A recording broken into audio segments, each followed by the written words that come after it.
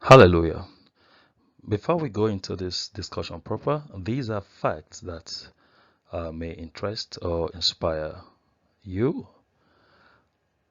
The one who oppresses you cannot be the one to lay out the terms of freedom to you.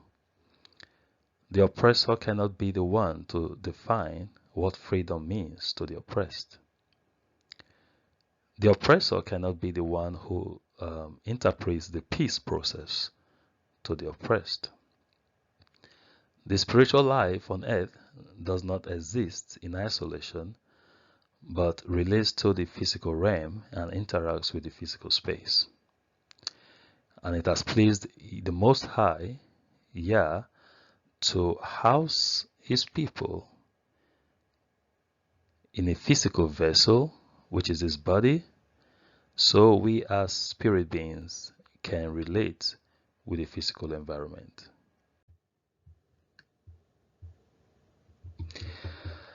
Babylon invasion and the prophecy of Joel.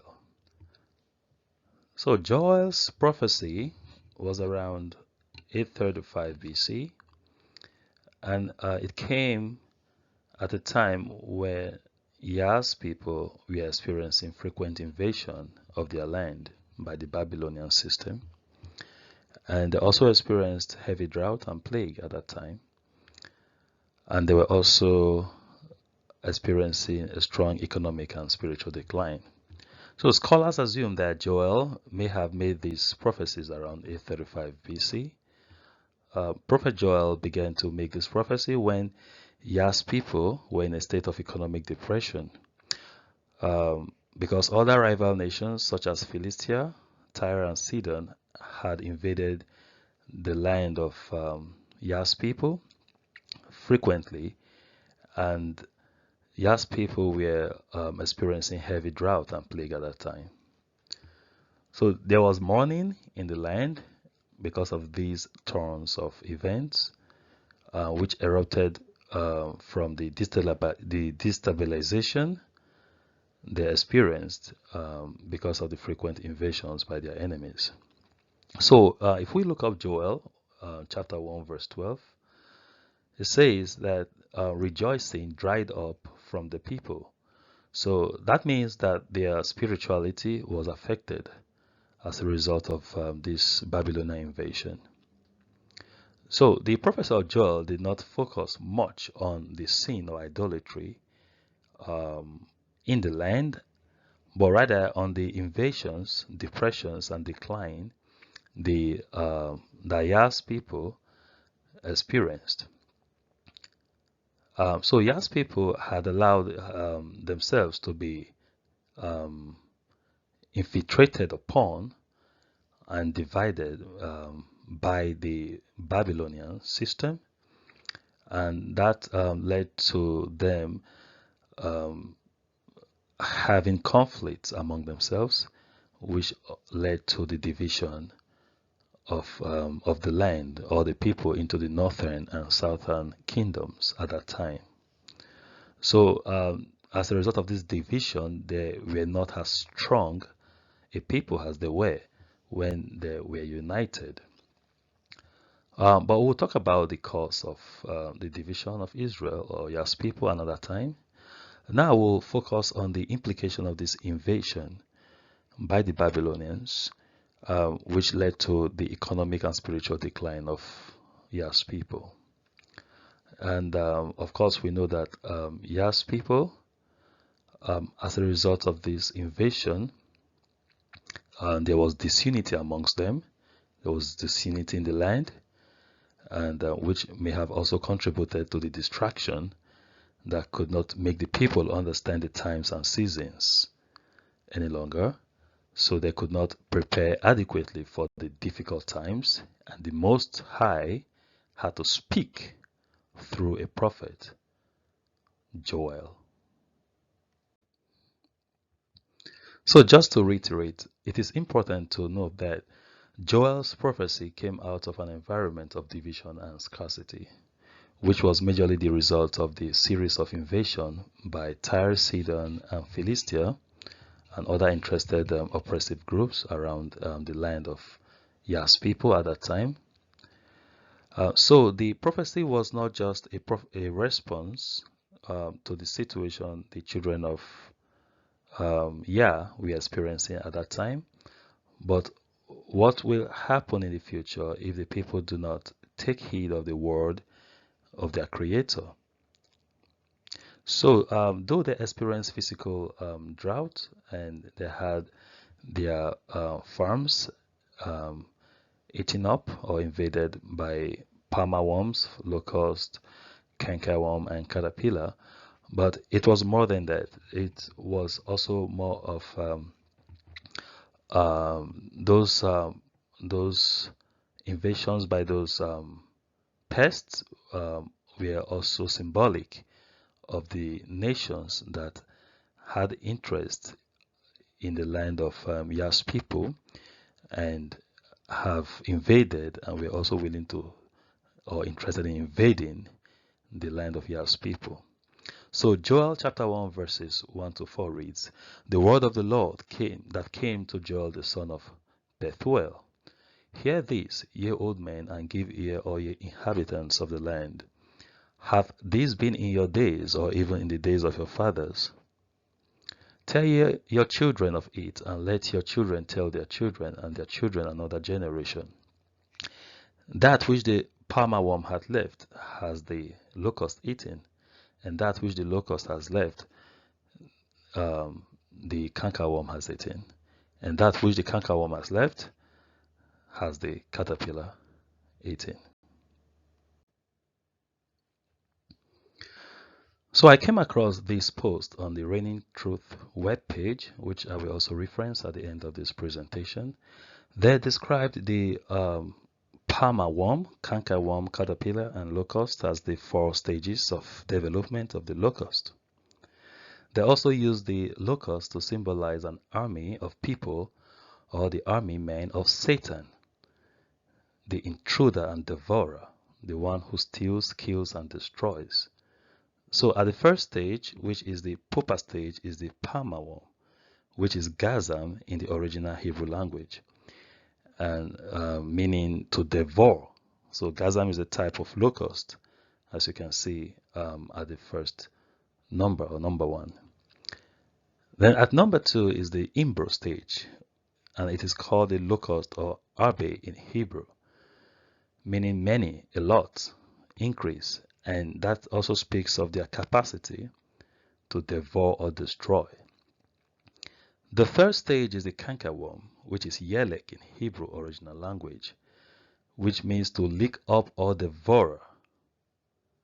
So you see how the word devour is coming up in all the stages, and it says that the cankerworm is also a type of locust because of the ability to devour. The first stage is the caterpillar, which is hasil in Hebrew, which means the ravage, meaning eat off or consume. So hasil is a type of locust because of its ability to consume or eat off or ravage. So we see that the 4 stages of the locust, palmer worm, cankerworm, caterpillar, and locust itself, are described to have the ability to devour like a locust. So that is why they are described as a type of locust, even though they may be at the varying stages of development. So what this tells us is that no matter the appearance or strength of an army of people, never underestimate the intention, because they all have a common purpose, which is to devour, and as described by Yeshua, that the enemy nations, this army of men of Satan, instigated by Satan himself, is to kill, steal, and destroy. So whether they come as friends or as direct enemies, their hidden agenda is to gradually or swiftly ravage the land of Yah's people and cause drought and scarcity in their midst. These enemy nations are never up to any good for the people of Yah. Do not be carried away by their vain ways of pretense.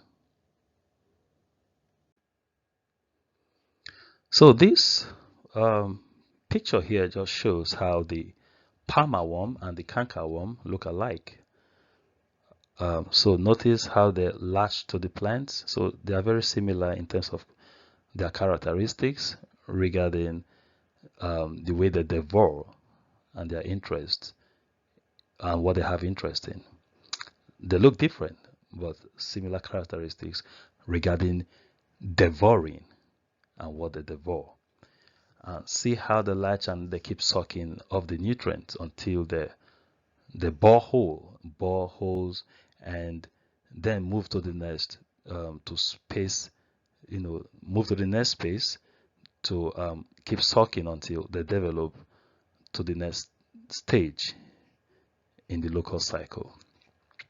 So whether it is a palmer worm or canker worm with different strengths and appearances, one thing is common: to keep leaking of the nutrient from the plant. So these are symbolic of the characteristic of invading nations. The nations that have invaded the land of Akebuland, the nations that have invaded the land of Yas people, whether in the time of colonialism, in the time of slavery, and even up till now.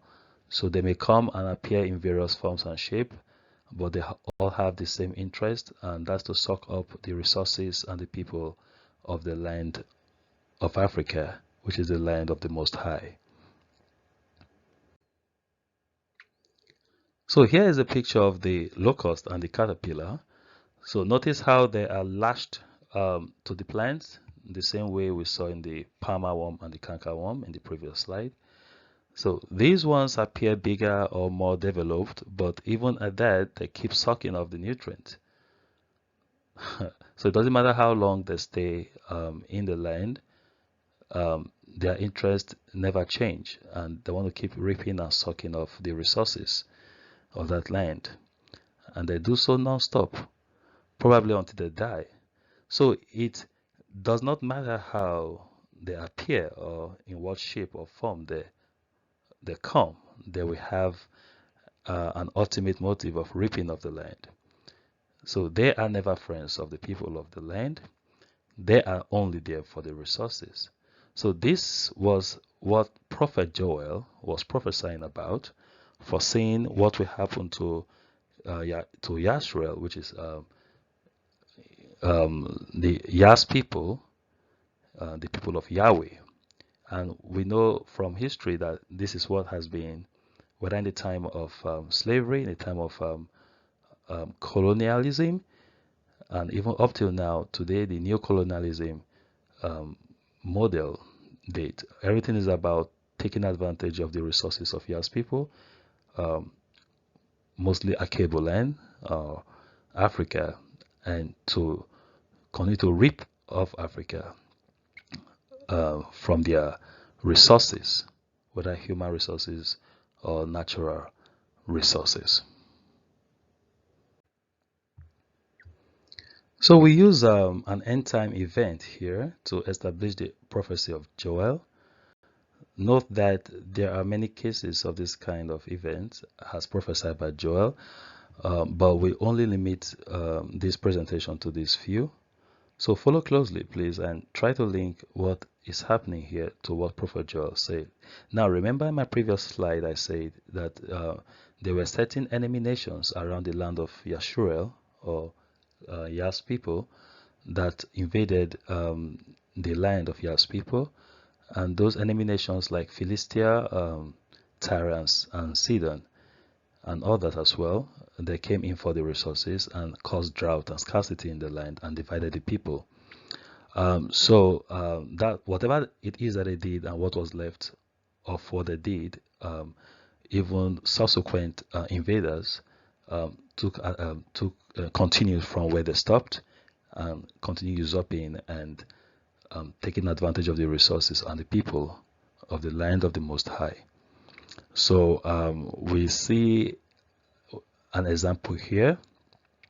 So in the time when the Europeans began to understand the wealth and resources in Africa, they did everything possible to come to Africa deceptively to tap her resources.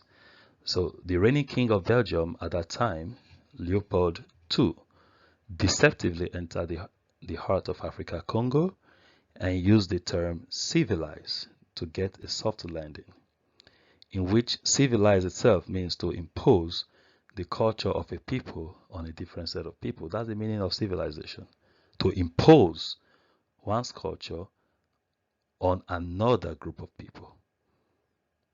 So Leopold ended up seizing the region of Congo, where he met people in their own culture and civilization, and claimed it as his personal possession. In fact, he did so brutally, and we can look this up on the internet.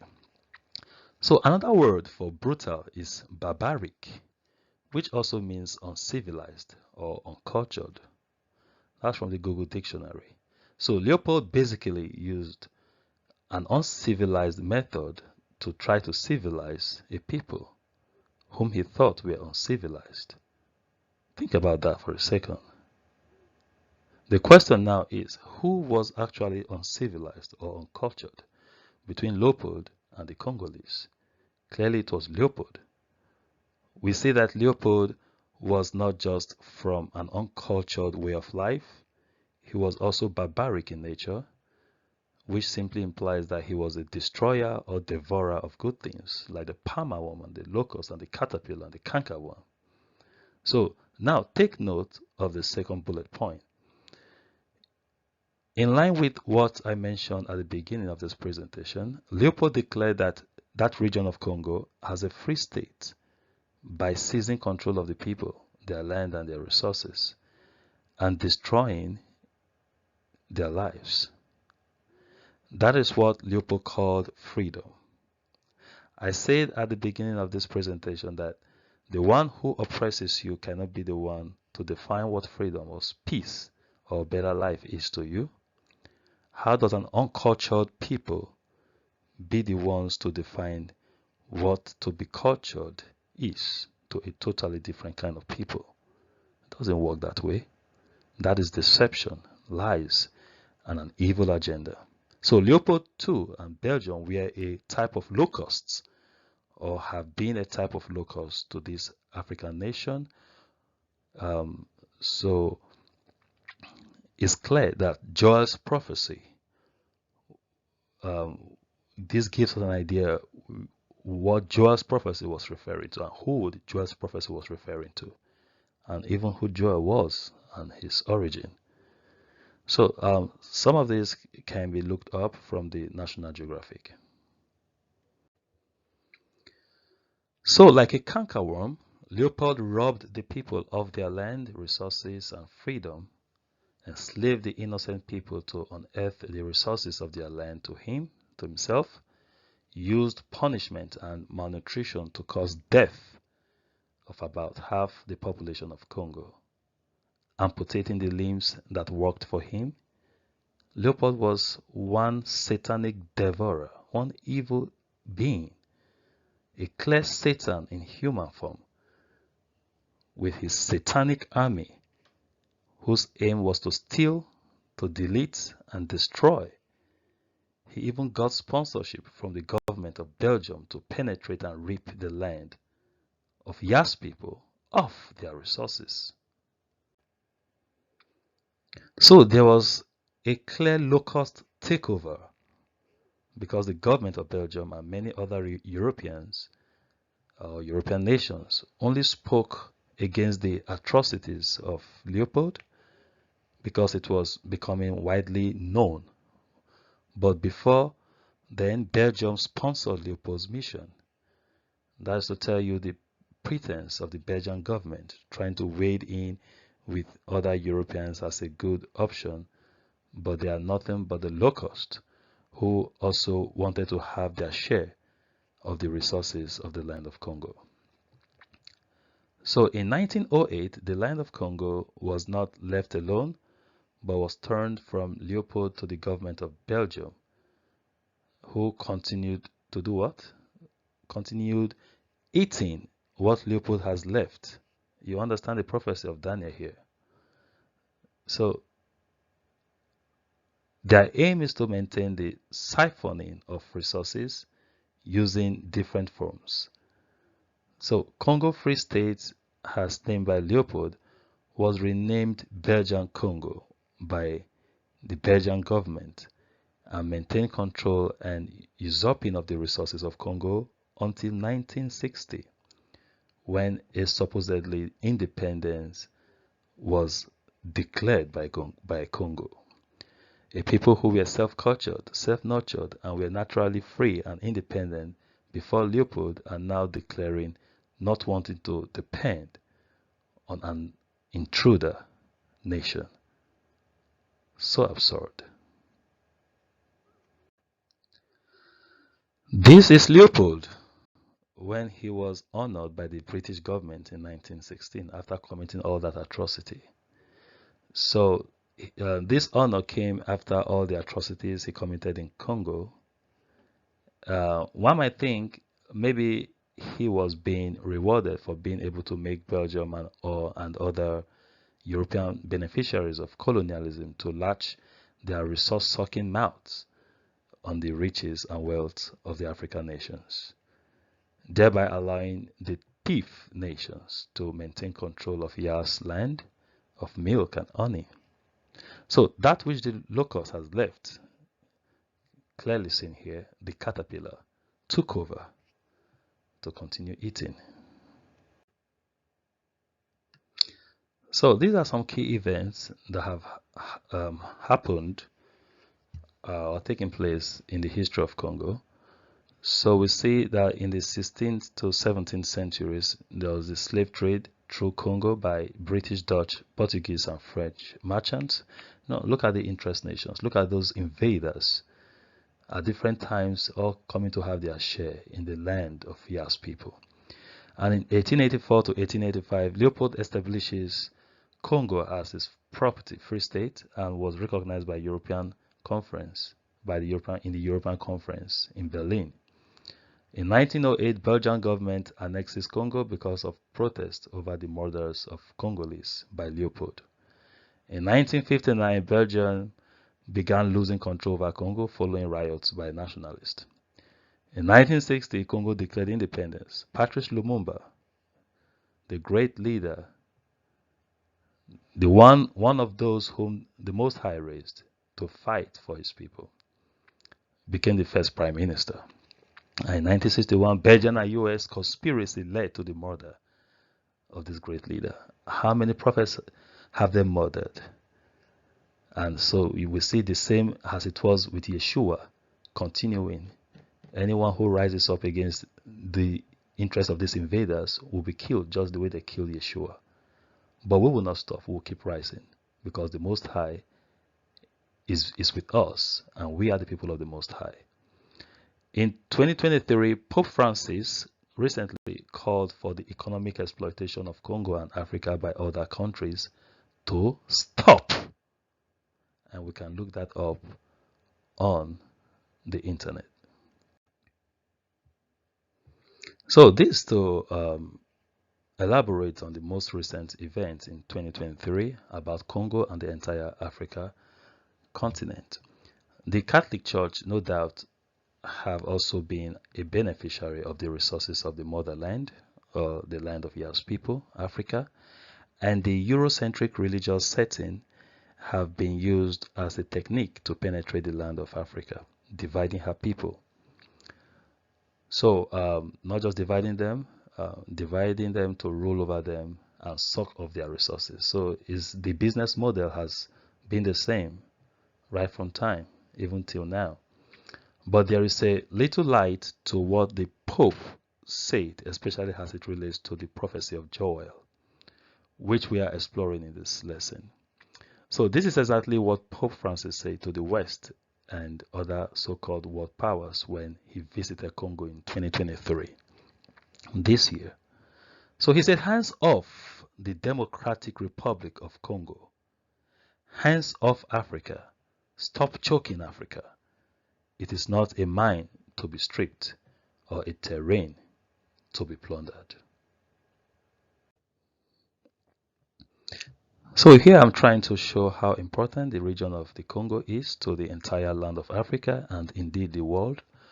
This is sourced from the European Space Agency, ESA, showing Earth from space and the position, nature, and length of the Congo River Basin. So this view gave the ESA the impression, and which made them conclude that the Congo River and forest area is the second lungs of the world. So the other lung is the Amazon River in Brazil region. So do you know what that means? So it's talking about the forest reserve, and we know today that Congo and Brazil, the Amazon River basin and the Congo River basin suck up the carbon in the atmosphere, um, you know, more compared to other forests in other parts of the world. So that's why they are called the lungs of the world. So they contribute largely to taking out the excess carbon or greenhouse gases from the atmosphere.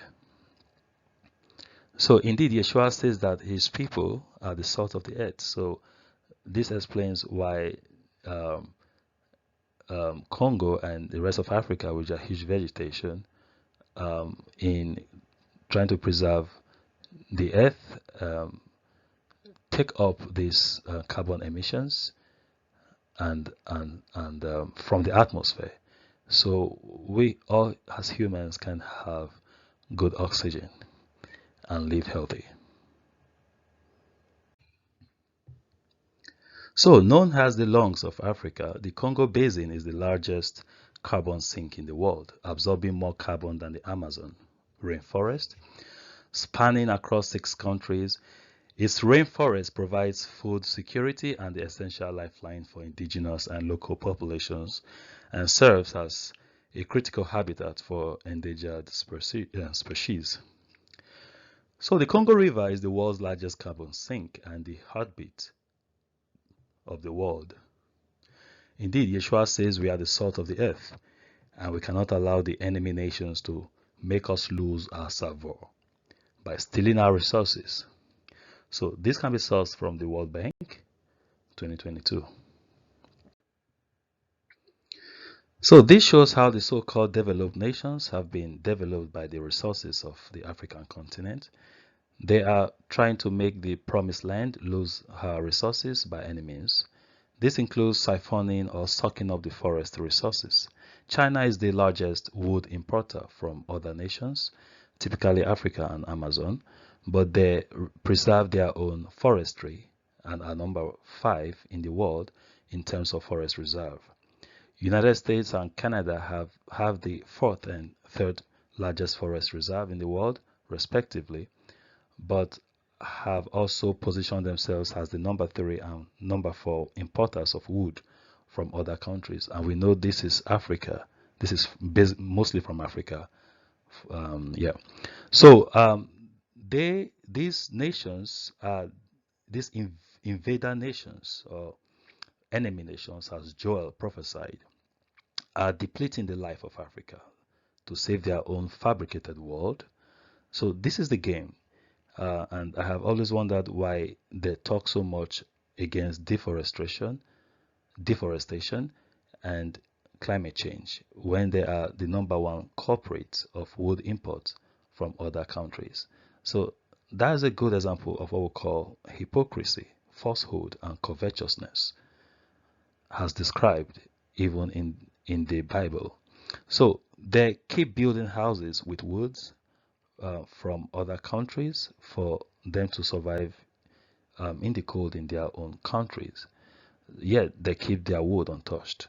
So this is another way the caterpillar is feasting on the resources of the promised land, the land of Akebo and the land of Africa, Yas land and Yas people.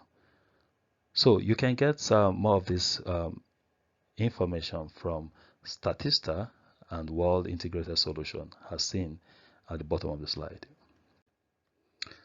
So these enemy nations or invaders or so-called developed nations have no interest in the promised land or the people whatsoever. They come in at different times, all trying to come and have their share of the market. so that they can build their own fabricated world. So just to reiterate Joel's prophecy, that which the palmer worm has left has the locust eaten, and that which the locust has left has the cankerworm eaten, and that which the cankerworm has left has the caterpillar eaten. So we can further understand Joel's prophecy from this image. So this shows the date and chain of events that transpired during a long period from 606 BC up to recent times.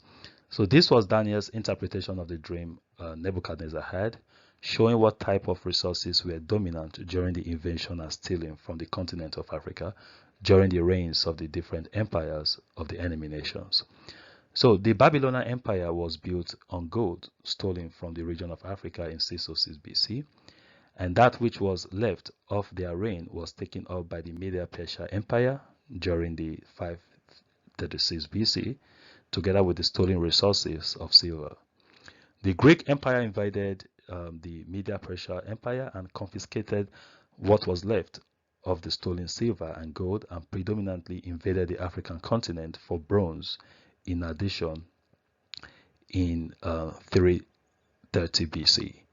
So the Roman Empire began their reign in 27 BC and took what was left of the Greek Empire alongside iron ores, which initiated the building of machines and machineries.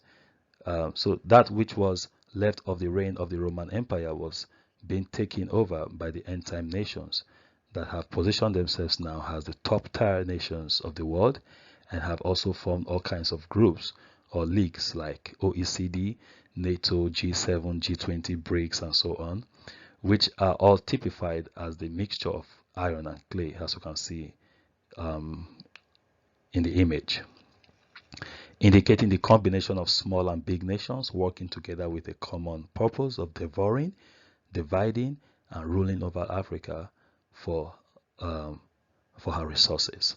So the iron and clay nations, Western nations and co, are taking the people and resources of the promised land to build their space, using immigration, causing chaos in the homeland of Yas people, falsely presenting themselves as the hope of the world and deceiving Yas people, including the very elect or educated or spiritually inclined ones.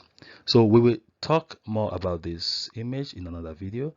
The point to note is how this image connects with the prophecy of Joel, telling us that this chain of events has been since the Babylonian Empire and continues till date. And until Yah's people begin to realize this truth and come together to seeing themselves as one, as against the division caused by these invaders and devourers, we may never be able to take back that which has been stolen by these worms. So the palmer worm, cankerworm, locust, and caterpillar are nations or groups of nations that have a common interest in Africa, or the land of Akebuland, or the promised land, or the land of milk and honey, or Yas land. So the nations are in competition for the resources of Africa. The nations depend on the resources of Africa to survive, these enemy nations. And oppressive and deceptive techniques are being used to siphon or suck up the resources from Africa.